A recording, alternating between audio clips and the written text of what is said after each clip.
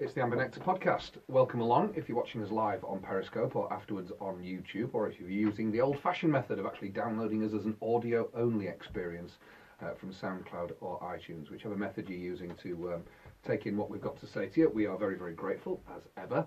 As you can see, we have an extra body with us today, as well as Andy and Les. Sitting on my right, to the left as you look, is JR of Tiger Tube player, as well as obviously a long-time Nectar alumnus. And obviously we're going to try and not make this too depressing, but after the experience at Leicester, it's very hard to be anything other than depressed, isn't it, Les? Yeah, I'm fairly depressed, and I'm quite a anxious, sort of gloomy outlook kind of person anyway, but City can always be relied on to help me out with stuff like this. What I didn't understand is why City showed Leicester so much respect. I know Leicester improved since their players managed to manufacture the manager who's, helped them to the greatest achievement in the club history. So well done them. And they've got a bit of a new manager bounce. But still, there was no need for the deference that I thought City showed Leicester. Leicester aren't gods. And I thought we treated them that way. I thought we defended ludicrously deep, certainly in the start of the game. The first 10 minutes or so was played almost exclusively in our half, and I just didn't understand that. You thought maybe City were going to soak it up, hit them on the break, which they did, and you thought, I wondered if that would continue. But Klukas' magnificent goal, along with Grzyski's lung-busting run to set it up aside, there really wasn't a great deal to be even vaguely happy about in terms of City's performance. No, there really wasn't. There's often a positive you can try to divine from even the grimmest of defeats, but I think any wish to do that was knocked out of us at full time when you saw the other results. And I know you should always try and analyse a match in isolation, but you can't really do that when you're in a relegation battle and you see that everybody else is picking up points and that we're now 4 adrift again. And what troubles me is that it was very much almost a copy and paste of some of the away efforts that we saw under Mike Phelan's ill-fated management. If you look at West Brom away, perhaps nothing seemed to have really changed from that game. We score a nice goal and then don't look remotely like we're going to get anything out of the game by the time that it's ending its final stages, and that's bitterly disappointing. I cannot conceive of staying up, and that's still a little bit in the heat of the moment. I still do feel bitterly disappointed by it, but I can't take any positives from it either, because the way that we handed over the game to a spirited and a good Leicester side, but ultimately one that is not exactly Real Madrid. The fact that we coughed it up so cheaply, it rankles. It still rankles now 48 hours on. There was so much, wasn't there, James, about the game ahead of kick-off because of the situation Leicester find themselves in, A, being in the relegation zone, or as near as damn it to the relegation zone before they beat Liverpool last Monday, and B, the way that they had got rid of the man who brought them the Premier League title, that you would have thought the Hull City players would have responded to that a bit. And for that matter, Marco Silva, I mean, he needs to be called on this a little bit as well, doesn't he? In that maybe there was an element of underestimation of Leicester City or overestimation of what City could achieve at Leicester. Potentially. I think that before the game, the team that was going around in the pub said, oh, okay, I'll take that. I would have perhaps not had El Mohammadi at right back, but other than that, I thought, fair enough. I think the game plan was, I think Les is right, we were stupidly deep too early on, but I think whether that was as a result of how stupidly high Liverpool played in the previous game against Leicester and basically gave Vardy a free rein in behind, I'm not sure. I think everything that Andy said about lack of, it's just too much respect. It's just, Marco Silva has done brilliantly with what he's had in terms of the squad strength so far. It was undoubtedly his. I was taking aside the Fulham game in the FA Cup. It was undoubtedly the worst performance from his City team, and when it was going wrong, there didn't appear to be much way from the sidelines of sorting it out, which is a worry.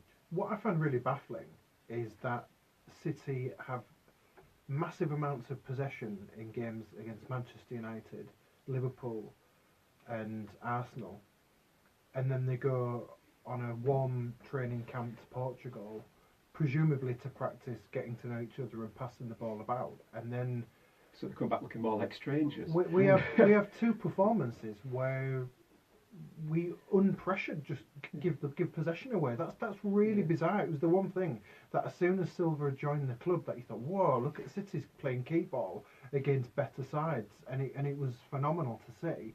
And I just suddenly don't understand this cheap possession, cheap surrender of the ball. It's baffling. Do you think that's partly due to in Huddleston being forced further backwards in the last couple of games? Or say forced, or just playing a bit further towards his own goal? I mean, the one standout thing of early Silva performances was Huddleston getting further forward and dictating play. He hasn't got anywhere close to doing that in the either the Burnley game or on Saturday. He has retreated backwards in the last two games, and there was a couple of occasions where Leicester sort of ran at him and sort of won the ball, or at the very least put Huddleston under a great deal of pressure, and his options were sort of taken away because he was so far back. He only had a limited field to play the ball back to. Yeah, that's a curious decision, and it's certainly not. It's certainly not Silva's only curious decision on Saturday. And the thing is, Silva's still only been with the club for a very short period of time, but he's made so many changes in the transfer window that he hasn't even necessarily got the excuse of it's not my squad yet to fall back on. Half of it is, or at least half of the starting team is at the moment, irrespective of who might be currently out injured or sitting on the bench. In that short period, after his appointment in the middle of January, he brought in an awful lot of players. He got rid of two very high-profile players, and of course made the club a fair bit of money. But he brought in a lot of players, and they're all involved. That they're all presumably being schooled in Silva's footballing image, and therefore he hasn't even got, not knowing his squad to fall back on, because these are guys he's brought in himself. True, although the very nature of the January transfer window does mean that you're basically picking the best of what's left, and he may not have necessarily chosen these players if things were slightly different. But it is fair now to start thinking that Marco Silva has to get his team selections right, and he doesn't have the luxury. We don't have the time for him to start not knowing what his best side is. And the one that worries me the most on Saturday, and it's one that you just touched on, JR, is El Mohammadi over El Abdellaoui. I don't get that. I don't. Sometimes you can. A selection will be made, and even if you don't agree with it, you can see what the idea behind it might be. But I don't see what the idea behind that was, because El Mohammadi hasn't played consistently well for City for probably 2.5 years now. And he's not a right back. And he's not a right back, and he shows little intention of wanting to be a right back, which is probably even worse. El Abdellaoui is a perfectly capable full back who's played quite well since coming in to a new club on loan. I can't fathom that one, I'm afraid. I just want to bring this thing up about Elmo and his perceived lack of effort. And I don't deny that there was an issue with El Mohammadi at right back on Saturday. But how long can a footballer who presumably has some professional pride go on being played so obviously out of position, where he is obviously struggling, before he's entitled to somehow make some sort of stand, even if it's a stand while he's on the pitch, to say, I shouldn't be here, you're making me look foolish? Elmo, apart from his spell away at the African Cup of Nations, has been at right back all season, has been staggeringly not up to the job. From the beginning of the season he was there entirely out of necessity. It was Gary Hobson's choice, because we'd lost Odebajo in the summer for a year. We had no other right back available, so he gamely slotted in. It was clear quite early on, and when he's played under Bruce at right back in a 4-4-2 before, it was quite clear early on, in fact instantly, that he wasn't up to the job, but we hoped it would be short term. Somebody would come in August. They didn't. And how long can El Mohammadi carry on being kind of hung out to dry a little bit by being played so woefully out of position? I find it really difficult to stick up for him, because it's a frustration being played out of position.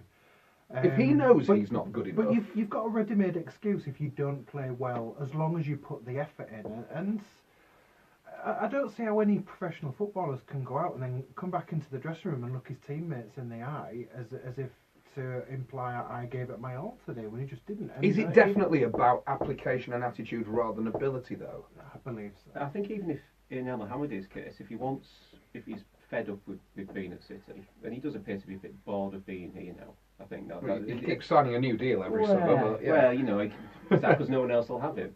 I doubt that. I think Steve Bruce would take him to Villa in the summer. But go on, carry on. But nobody wanted him in the summer, though, did No. they? That was a good opportunity. If he thought, I'm still a Premier League player, I'm going to stay in the Premier League, after City got relegated in 14-15, you know, you at a time as well when City were doing quite a good job of moving players on for perhaps a little bit more, you know, for fees that maybe you raised your eyebrow at. Didn't seem to be much sniffing around El Mohammed there. Is it almost that you know, looking at it from a broader perspective away from City? Do you think clubs maybe look at him and think, well, he's just a specialist right wing back? I mean, he's not. If you think about when he plays right wing, does he offer in more than, for example, somebody like Grzycki or he's clearly not going to be a right back. It's an interesting analogy, comparison that one, because the difference between El Mohammadi and Grzycki it's night and day. You know, and Grzycki showed that with the absolute lung-busting Grzycki the Hedgehog, to borrow your phrase, effort that he made to pile in, to get involved in Klukas' breakaway. El Mohammadi hasn't come anywhere near showing that kind of desire or effort in a year and a half. Go on, Andy. Yeah, one other point on it. When you discuss a player playing out of position, firstly, you think he might have got used to it because it has happened a lot. And if he wants to carve out a career in the top flight, you sometimes do have to slot in at a different position. Another thing is that who would you rather have at right back between Myler and El Mohammadi? Because one of them sulks and isn't interested, and the other one rolls his sleeves up and puts in for want of a better term, a shift. That Myler is, again, devil's advocacy going on here, but Myler is a more defensive player naturally than Elmo anyway, even when he's playing in the centre of midfield. And secondly, he's played at right back for his country, suggesting that he has an element of heritage at right back that allows him to even play there at international level. In fact, he's played more for the Republic of Ireland at right back than he ever has for us. I don't know what happened when he was at Sunderland. And on the comparison between El Mohammadi and Grzycki, from what little I've seen of Grzycki so far, you see, my view of El Mohammadi when he's played, whether it's been as a wing back or as a winger, if we ever still have wingers, you don't really have wingers in a 4-4-2, but if you have somebody who really does hug the touchline, El Mohammadi's great strength wasn't necessarily any great pace in beating fullbacks, although he often could, because certainly at championship level the fullbacks weren't good enough. It was his capacity to cross the ball so well, and he still can. He's one of the best crossers of the ball we've ever had. We would all acknowledge that. I don't know whether he still can. I just haven't seen him do it in so long. I'm not sure anymore. But he hasn't played in the positions that allows him to cross the ball, has he? But on the occasion he hasn't.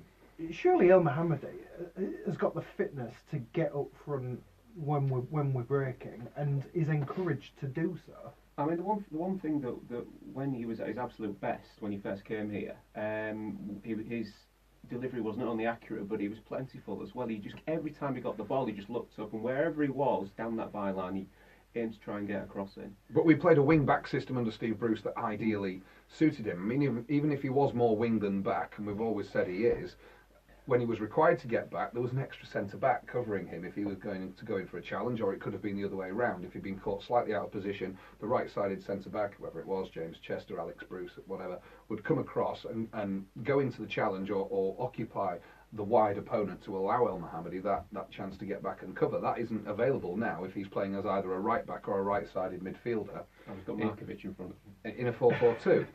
I mean, I agree that El Mohammadi shouldn't play ahead of El Abdellaoui, but whichever one it is, you would assume that Marco Silva made that choice for a specific reason. Now, El Abdellaoui was on the bench, wasn't he?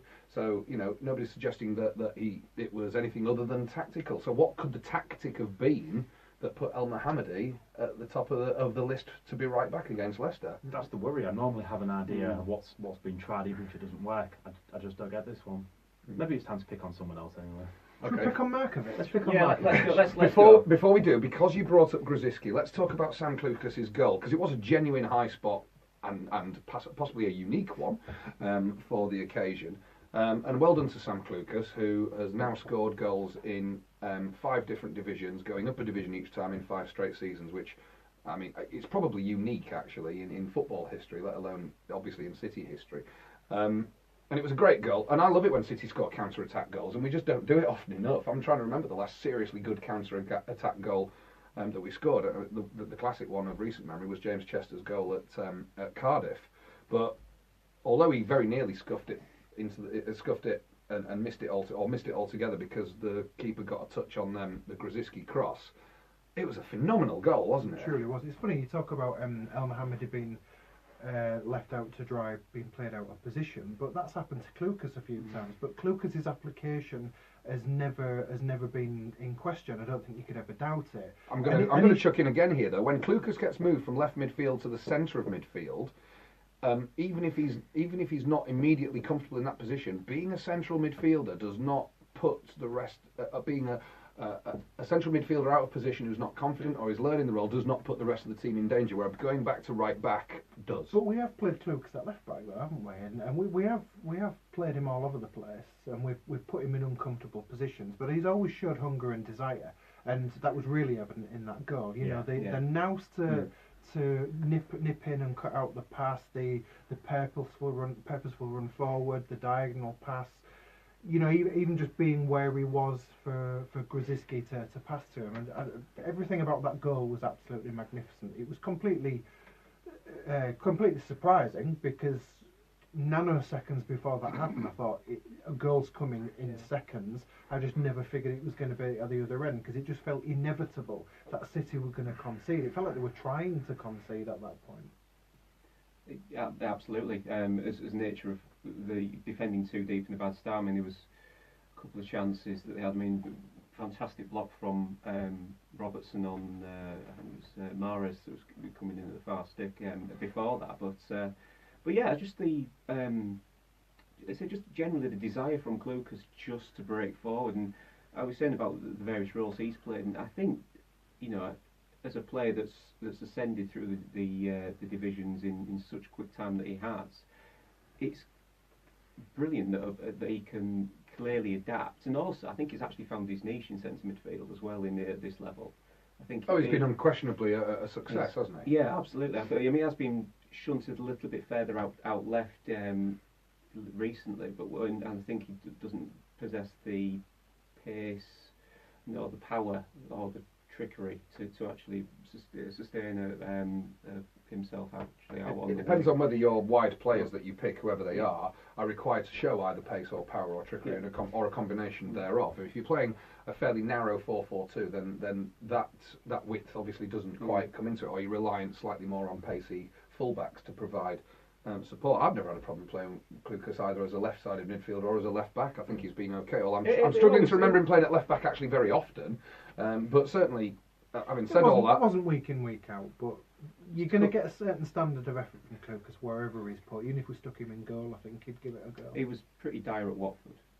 I'm trying to remember whether he played at left-back at Bournemouth as well, when we got beat in pink. Sorry, Cactus Purple. Well, at Watford he gave it a go, but he was well out of his depth in that position. But again, it's a completely different thing moving from. He gave it a go, but you see, that's the Andy Dalton argument. He could put on a City shirt and give it a go. It doesn't necessarily mean he's any good. No, true, but these are all good. Yeah. So if they do give it a go, it should work out all right. So if Elmo gave it a bit more of a go, then he'd be good. Well, it wouldn't hurt. Anyway, I want to come back to because I know we're going to have to get onto a slightly more depressing subject matter shortly, so I want to wring every single second of enjoyment out of discussing that goal that I possibly can. I loved what you said, Matt, about a counter-attacking goal, because they really are quite thrilling. And I think it's because you can see the possibility unfurl from so far ahead and from such a greater distance down the pitch as well. If you score a header from a corner, you've got an inkling something good might happen. Whereas if you've got to advance as a team 70 yards upfield all as one, there is something fantastic about that. Grzyski's amazing run, Clucas getting the ball, finishing it off. The whole goal was an absolute masterpiece, and I'm gutted that it didn't mean something more in the end, because As a piece of counter-attacking football, it was every single bit as impressive and incisive as anything we've done all season. What makes it better as well is that generally counter-attacks can be plentiful in matches, but very rarely do they come off. I mean, the number of times I remember you and I standing up at Old Trafford for that League Cup semi-final first leg, and we had counter-attacking opportunities, because let's face it, we set our stall out that night to be a counter-attacking side and try and soak up Manchester United for the majority of the game. And we had a few counter-attacking opportunities, and they all came to nothing. And that's so disappointing when you can see from your vantage point the extra man over, or the extra couple of men over. It might be sort of, 4 against 3, 4 against 2 even, and something goes wrong. The final ball's wrong, somebody strays offside, or it just comes to a disappointing end, or even, it gets all the way to somebody applying a finish and then they balloon it over the bar. And counter-attacks are plentiful, but very rarely do they come off, especially for City. So for it to come off at the league champions in such a devastating way, and for such a good guy to score it at the end as well, I just thought was brilliant. Well, everything has to go right for a counter-attack to lead in a goal, and that's what the one person that we haven't mentioned in the exchange was Nias. Yeah. And Nias did well too. His little just weighted pass for Grzyski to go through. Pulling wide to create the space as well in the centre. Very cleverly done. So have you rung out everything you wanted to from that goal, Andy? What was the celebration like in the stands? It was all right, yeah. When you've got this 5 or 6 second build up towards, might be something quite enjoyable, and then you could feel it building up amongst the crowd. Go on. Oh, hang on, Sam's in the middle. Go on, and then you hit the crescendo. Yeah, it was fantastic, and then City asked it up, didn't they? So, can anybody put their finger on what did go wrong? You're in that winning position, 1-0 up at the league champions, who, despite beating Liverpool the previous Monday, are under all sorts of self-made and unique pressure, certainly unique for Leicester City FC. So what did go wrong when City were in such a strong position, having scored such an exhilarating goal that surely should have lifted everybody even higher than they already were? But the problem is the goal didn't change the pattern of the match, and that usually is what happens when an opening goal is scored. The people who score it are suddenly the joyful elevates their own performance, and it knocks down the other team. But it was as though nothing had happened to alter the flow of the match, which was largely probably 80-20 in Leicester's favour. And it's disappointing that City didn't cap it. It's impressive that Leicester kept going. To be fair, you'd have to give them some credit for that. But it's disappointing that at no point after that goal did City seek to capitalise on it by either controlling and slowing the match down to draw Leicester sting, or by pushing on for another one while they were hot. I think it tallies a little bit to almost to the Burnley game in regards. Chris Whiting, who's previously been on the podcast, says City just in the Burnley game when City scored, didn't take the sting out of the game at all. There was no kind of period of quiet, and there wasn't on Saturday either. It was just there was this unrelenting. There was nothing in midfield to kind of get control of the game, and eventually, if you continue to invite pressure, you'll end up conceding. Klukas' goal would have, in happier circumstances, allowed City to just take control of the game, calm it down, maybe adjust the pace. Things that you sort of alluded to. You would have, at the very least, Les, wanted to go in with that one goal at half time, wouldn't you? Yeah, you would, but it didn't change anything. It really looked like an aberration rather than City have been quite coy, soaked up a load of pressure and hit Leicester on the break. It simply wasn't that. I don't want to call it a fluke because it was a magnificent goal, and I like the fact that we're talking for about 20 minutes and we're probably going to reduce everything else that happened to a mere footnote. I think it's good. It's good. It's Prozac for the soul, I suppose. But it was frustrating that it didn't change anything, and Leicester just went straight back to it, and it almost emboldened Leicester, and they didn't need any emboldening because we were running away from them as they were piling forward, and it never lost that sense of inevitability that Leicester were going to score, and that was the frustrating thing. And you're right, it should have changed the game. It should have made Leicester think, oh, this is what happens when we pile forward. We'll get caught on the break, but it just didn't. Leicester's equaliser, preventable? And not just in the build-up, but also could somebody on the goal line have done better as the shot from Fouche came in? Any goal, I suppose, is preventable. It's how preventable they are, and whether or not the team of your standard should be preventing that goal against a team of the opposition standard. And he was well worked on the left by Leicester. Again, let's remember there's two teams playing every game. But there was a man unmarked in the middle. The shot rather squirmed through the keeper's slightly soft hands. They were holographic. Holographic. Are they hands that do dishes? Is that why? One butter. That wasn't an unpreventable goal. He was quite a Mile long way from green, Jakubovic. Is that the colour shirt he was wearing, Les? Indeed, it was. And the goal that Jakubovic has been called out for, and there was a lot of debate on Twitter about this, because Jakubovic was heavily criticised for the Mahrez goal in the second half. By the same people, in one or two cases certainly, who were saying exactly the same sort of things about David Marshall and demanding that Jakubovic is in goal. Now, you're damned if you do and you're damned if you don't. We know that football fans, irrespective of the colours that they nail to the mast, can be fickle. That said, should Jakubovic be having sleepless nights over that goal? I think he should be having the second goal. The second goal, the Mahrez goal. I think he should be having sleepless nights on both, to be fair. I thought he was very soft on the first one. The second one, yeah, absolutely. Can we go too far to say that Jakubovic, who's doing all the chest beating stuff when things have gone well for him, that he's started to believe his own hype a little bit? Yeah, I just think keepers make errors. As someone who quite enjoys talking about Jakubovic's errors and his pre-match vomiting and that thing he did against Sheffield Wednesday a couple of years ago, I'm not inclined to pile onto him about the second goal. I think the first goal, the ball shouldn't go through a goalkeeper. The whole idea is that you're solid and you're trying to prevent things go past you. But the second one, I think getting down that far down and that far into the corner is the most difficult thing for a goalkeeper to do. Personally. And granted, perhaps it was a little, but I thought Robertson could have done better. Agree, He didn't just get turned inside out. He got turned inside out 3, 4, 5 times. I think Mahrez could have just carried on doing that for 20 minutes had he have wanted to. It was like Robertson had no control of his ability to try and block the ball. And I like Robertson, I don't want to pile into him, but he certainly could have done better. And perhaps even Maguire could have done better there.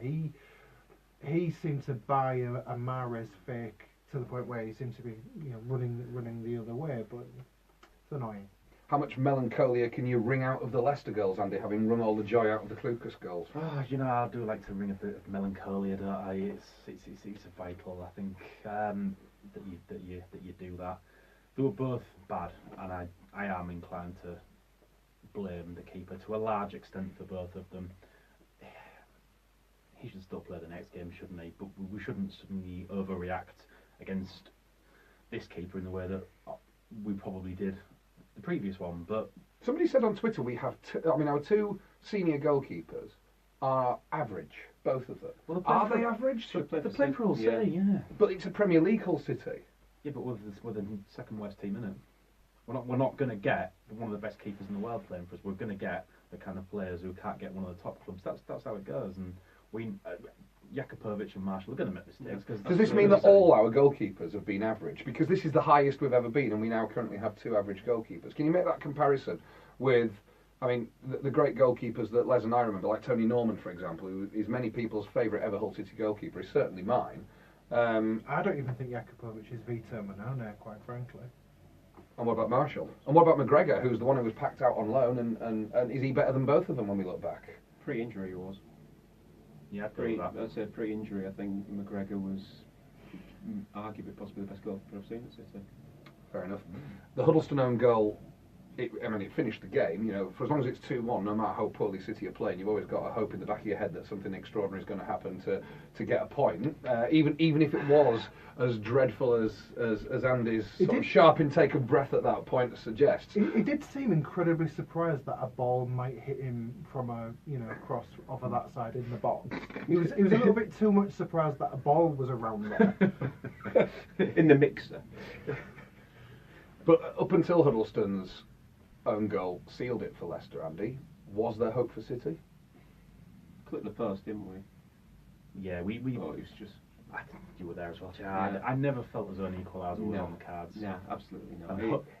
It was just even the substitutions. When Markovic is whatever was inhabiting Markovic's shirt sort of disappeared, sort of floated off the pitch, and they brought even Diamande. I mean, he game trier, but not the sort of man that's going to turn around the Premier League game for you. On the subject of Markovic, that's the Markovic that Liverpool fans have always described. That we saw last. Yeah, come on, we haven't piled into Markovic. Yeah, let's whale in. Yeah, that was a straightforward non-effort, wasn't it? There's no conceivable excuse for that. And he clearly thinks there's certain teams, maybe 15 of them, that he doesn't really need to try against, and that's baffling. Why would you feel that way against Leicester? Okay, they're not the team that there was last season, but they're still the champions. They've still got gold round things on the sleeves. People are still calling them the champions. They're still in the latter stages of the Champions League. Why wasn't he motivated to play in that game? It's pathetic. And he seems to think he's going to continue getting moves based on YouTube highlights of him playing decent teams. But football scouts surely aren't that stupid, and surely they look at other games too, and football clubs should be just as interested in a player's shitty performances as the really good ones. And if you were to put it all in, right, and it isn't Lazar Markovic or Lazar Markovic's agent editing that highlight reel, what about that would make you think, yeah, he looks like he should be a top flight player anywhere other than fucking Albania.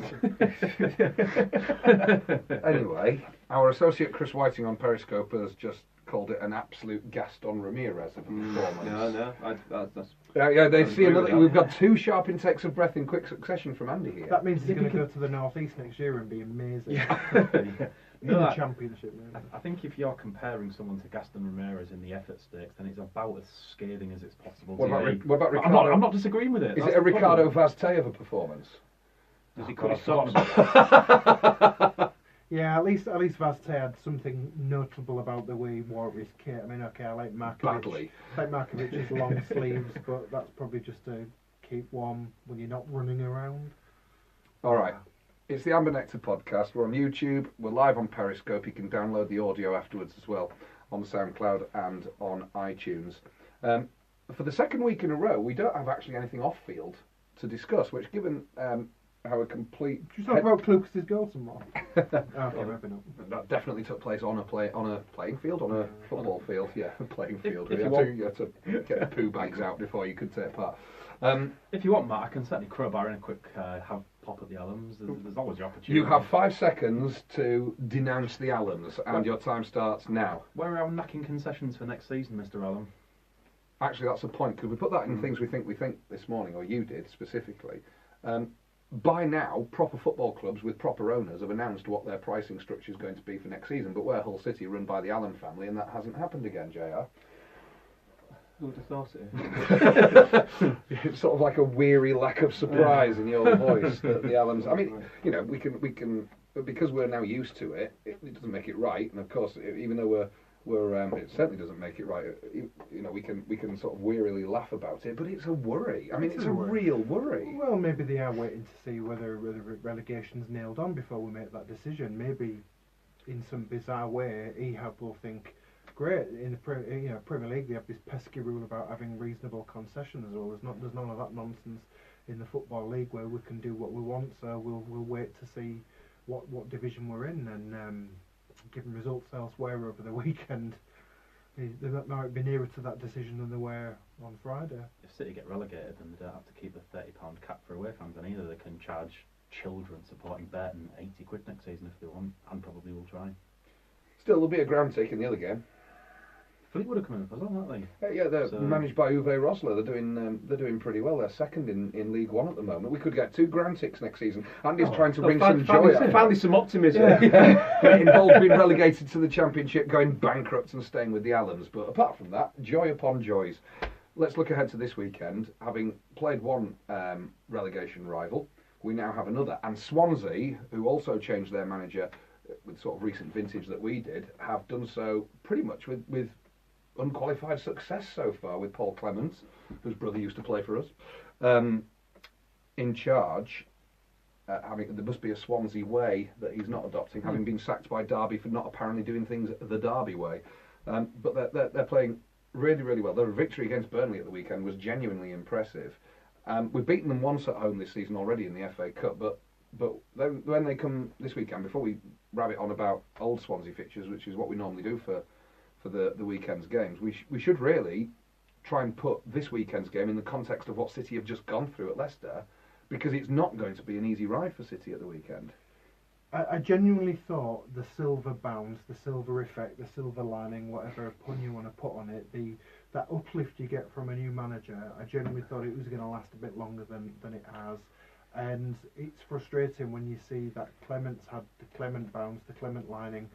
No, that doesn't work, does it? But he's had a similar effect at Swansea, and it's like, well, you can only sack your manager and get that bounce from a new manager. You can only really do it once, and we went for it reasonably early.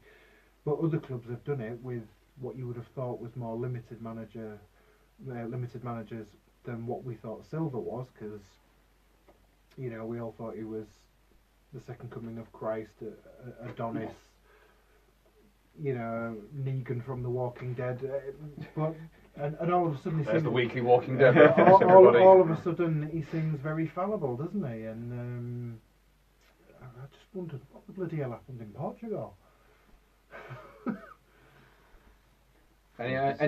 Would anybody like to wildly speculate to possibly bordering on libelous what might have happened in Portugal? Do a blood go with them?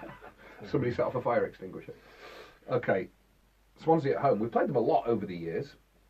Similar sized clubs. They've had more top flight seasons than we have, and of course they have a solitary League Cup to their name, which is one more than we do. Actually, our record at home against them is fairly good, though. Having already beaten them in the FA Cup this season, we played them in the League Cup last season and won. They won the last league visit here, but prior to that, we've got 3 in a row, including 2 league games. The one I want to bring up first was the opening game in the reign of Nigel Pearson, which was back in, now when would that have been, 2010, wouldn't it? When we played them on the opening day in the Championship, we won 2-0. John Bostock arrived on loan and scored from an adjacent postal district, as I recall, with a goal that made us think that we'd signed a genius who was going to take us back up unbeaten like the Arsenal Invincibles. And it never quite, even though he got another one from a dead ball position similar at Leeds a few weeks later, it never quite worked, did it? He was potentially an absolutely thrilling footballer, but his attitude stank. Yeah, he believed he was well above where City were, and yeah, he capable of absolute brilliance, but zero application. It was a funny. I mean, he was kind of certainly in that Swansea game. It was a bit of sparkling. What was a really odd game from memory. I think we basically won that game on reputation, having purely come down from the Premier League, because we had a very iffy squad. I mean, I think we'd already lost players. We'd already lost players from being relegated. We lost a lot. Yeah, I mean, Ashby was in the middle of the pitch waddling about from memory. He was huge, he was like a but also, Ashby that day scored the other goal, and it was his first game for well over a year, and he scores on the opening day of the season after we've been relegated back to the Championship. Yeah, you're right. I mean, there'd been a turnover of players because of the number that had gone. They all had clauses in their contracts. Some of them certainly had clauses in their contracts about relegation, even though that was a worry that Paul Duffin and co hadn't put those into the likes of Jimmy Bullard when it looked like we were going to go under almost. I mean, you think about the financial situation we were in exactly around the time of that Swansea game, the first game under Nigel Pearson, and I'm trying to remember who he brought in. I can't remember whether he'd brought in Robert Corran by then. I know he was one of his first signings. Corran was after that. Corran's first game was away at Millwall. But the Manchester United reserves that started to arrive after that started to sort of put a motif with Nigel Pearson's shape on it for that particular team after the Phil Brown era. But it was a great opening win, and everybody was optimistic, and the sun was going to shine forever, wasn't it? Yeah, that game made me think that everything might be all right. And while things didn't quite become the disaster that they perhaps could have done without Nigel Pearson's excellent steering of a badly hulled ship, things went quite alright that season, whether we never Not at threatened all. a return. And you have to remember we'd started the season with Kamil Zayat and Anthony Gardner as the centre back pairing, And then went to Pepper Par attack with Rowan Vine as well. That worked. It was experimental. Yeah. You could say, yeah, it certainly was. Cullen. I mean, he started playing Jamie Devitt quite quickly as well, and Martin Waghorn arrived on loan Not with shortly after Solano that. though. Yeah, indeed. Yeah, I mean, some of the names that came in. I mean, you know, it could fill a who's who of no marks in football. It really could. I suppose the game that everybody talks about when it comes to Swansea at home goes back to Mark Hateley. Excellent. And Thank God. the 7-4 Good victory, grief. and just before, I mean, you lot can obviously talk about this at great length. Just the one observation I would have is that in the opening 7 games of Mark Hateley's reign, this is just league games. I haven't looked at the corresponding cup ties in the League Cup and the Auto Windscreen Shield as it was there. But the opening 7 league games of the Mark Hateley reign, 97-98. That was the only game City scored in, and they got 7. Yeah, it doesn't surprise me. I think as a football fan, when all evidence is saying everything's going to be miserable, you're desperate to believe otherwise. And you know, after beating Swansea on the opening day in 10 and 11, it was like, oh, we're desperate to believe. Actually, it won't be rancid. And then it was. I mean, that bloody game away at Millwall was absolute shocker, and not just because we had white socks on.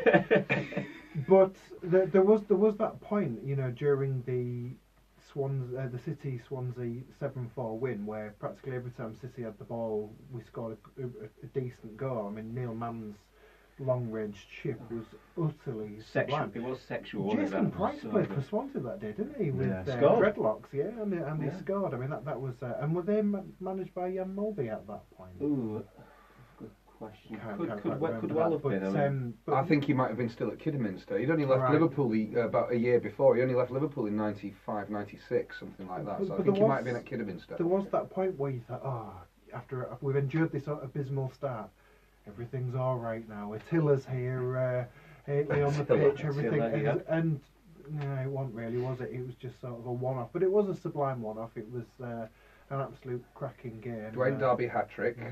And goals from Gregory Yock, there we are, JR's favourite player.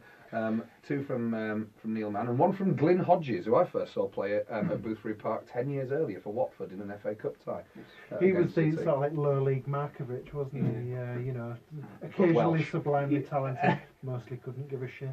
Mainly at Rotherham. Yeah. I remember City beating Swansea 3-0 in 92.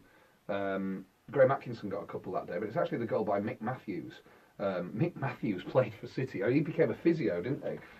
He scored. It was the 3rd goal, and he scored it inside his own 6-yard box in front of the south stand. And even though it was a very simple low cross into the box, and a sort of a simple sort of glide down onto one knee to steer it in with his trailing leg, very simple goal. He got up with a massive gash on his knee because there was just no grass at all in the penalty area. And it was one of those situations where he had to go down on one knee in order to get his foot round the ball, and he went down so hard that just the playing surface, nothing else, just the playing surface removed all the skin from his knee. It looked horrific. He needed treatment afterwards, but yeah, he scored 1 of 3 that day. Swansea at home, Andy? You can't look past the 7-4, can you? It's absolutely impossible. It's the only time. I'm gonna chuck in an alternative. Go on then. When we beat Swansea 1-0 to go top of the Okay. 3rd division, that was probably the Casey's first true great game, I thought. I'd love to. Yes, I agree. Although I wasn't actually there. So no. I had glandular fever. I'm sorry. One of those things. I'm trying to remember George Boyd's goal when we beat Swansea in the Premier League in April 2014. Now that was just before our FA Cup semi-final. I'm trying to remember that goal because it was George Boyd, yeah, header, yeah. It was kind of he coming in from the left. I think he just basically sort of shut his eyes and it kind of like went in the other side. It was. But that Through could his well, one eye. Yes. that could have. Would you like to rephrase that? That could have. That could have been our last win that season, given that we completely switched off after the FA Cup semi-final, so that everybody was fit for the final. We have played them a lot, but they're going to come as favourites at the weekend, aren't they? No. Do you not think No, so? with the home team, I've already checked. We are narrow favourites for the game because Swansea away are never going to be favourites for any match that they play away in the Premier League. And we've got the Tiger base. And that goes for us for the rest of our away Yeah. games as well, doesn't it? Really. And probably next season in the Championship as well. We've By got default. Yeah. We've got the Tiger base record of City playing Swansea at home in front of us, which is what helps as our reference point. We aren't just mines of information, despite what we like to put across. However, there is a mistake on that screen. Of all these games against Swansea City, and the mistake applies to the game from 1966 backwards. Any ideas what the mistake might be? Is it that they were called Swansea Town? at It's one the point? correct answer. They Oh, changed brilliant. their name in 1969, and so Matt Wales, if you're watching, you need to change that to Swansea Town. It was, but then again, you know, Matt, you just changing. humiliated the guy. It's an outrage. Valuable resource. However, this is all about changing the name of a football club, and let's face it, what sort of idiot owner would try and do that these days?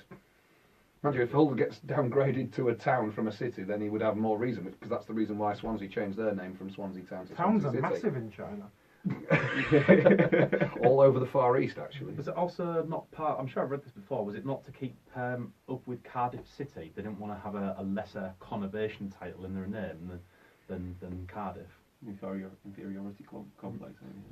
Yeah. So I want Man City changing name when in a post-apocalyptic Judge Dredd future this is the basis of Mega City 1. I think that'd be quite acceptable. there you go, Aston. Get on that. Mega City 1. What would the badge look like? A fascist eagle.